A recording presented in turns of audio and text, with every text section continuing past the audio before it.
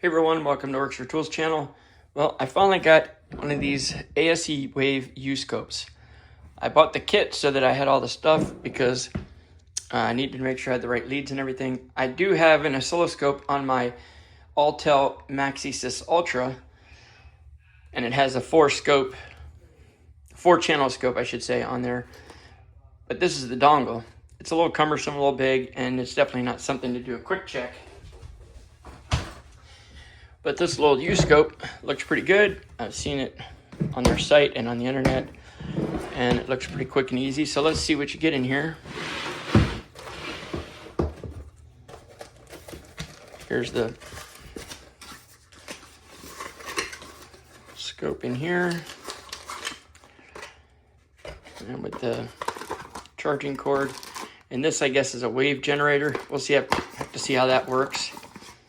Plenty of videos on the internet, on YouTube and stuff about how this thing works. But this is my first look. I just got it, so I look forward to using it. There's the on button on the side, and the buttons on top to change things. I've looked at some of the videos, and then there's a whole, comes on pretty fast. There's a whole downloadable manual that I put on my phone, so I can really look into this, and just got to play with it and see what all it does. It does a lot. In the kit, you get this amp probe, or amp clamp, I should say. And then back here has the pieces to be able to hook that up. All right here. Goes into that, and this goes into the side of the meter itself. So this thing is super small, as you can see. So it's quick and easy to set up, and small to take some video of just one thing you'll be watching. Like if you're watching a crank sensor, but you're not going to watch two cam sensors if you have a V6 or a crank and a cam. Not at the same time anyway. So the amp probe is pretty cool. Has the different settings. This is for doing low amp things, like checking for draws on or checking waveforms on fuel pumps and stuff like that. You can check a draw too, if you can be able to get that on to where the fuse is. The AES has another kit that has all these different wires. I might get that eventually. Here's just a screen protector. Now we get into the connections, the leads. Here's the main cord. A little plastic case for it. AC filter. And this primary 10-to-1. I looked how that works. That's apparently to bring the voltage down so that you could check coils and injectors and things without overpowering this scope, because the scope only goes up to like 80 volts, and we're gonna have more than that on some things, so it needs this. And then the AC filter. I believe you had to put that on to be able to do some of the, what do you call it? Checking amps, like an amp draw, which is why I got this bigger clamp from them also. AC current clamp that goes up to 6. So this 600 amps. So this would be more like being able to check starter draws and stuff, whereas this little clamp's not going to be able to take the amperage of a starter draw. This only goes up to like 60 amps. Yeah, and this one will go to 600. And you need the AC filter to be able to read that, I believe, or else it's in the other adapter. I just got it. I'm just learning too, so I need to figure things out and use it and see how it works.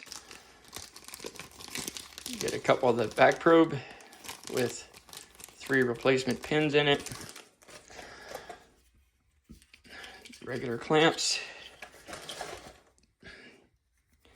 And these are regular kind of probes. Some directions on how the things work, how to set it up for the lab scope, and a voltmeter. And then of course this one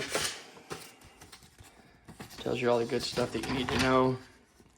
If you want to look at it, you can pause the video or something. Tells you how everything works. See, when the voltage is going to exceed 100 volts, you need that 1-to-1 probe. That is this one, 10-to-1. There's that stuff. And I already took this and charged it up so I can work on it, use it, see how it works. I've always used a voltmeter. So we're going to be able to watch the waveforms instead of just see some volts with this. And in here, you have your, for a plug wire or a coil wire, with the clamp you need for that, the wiring, or I should say the lead you need for that. And then it has this for looking at the coil unplugs. The little paddle goes on here. Get it out of there. There it is. And this has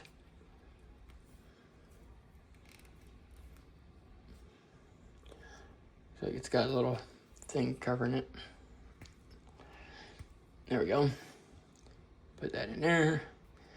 And then we could put this on coils this way down. Probably works either way, but it says this way down on the coil to watch the waveform. Which again, you'd need this probably for that, so that you don't get too much voltage into the tool. So it's pretty cool. I look forward to using it and seeing all I can do. I'm gonna make some videos about that later. Cool little scope.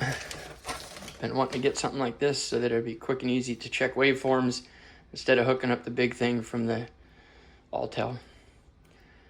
All right, thanks for watching. Have a great day. See you on the next one.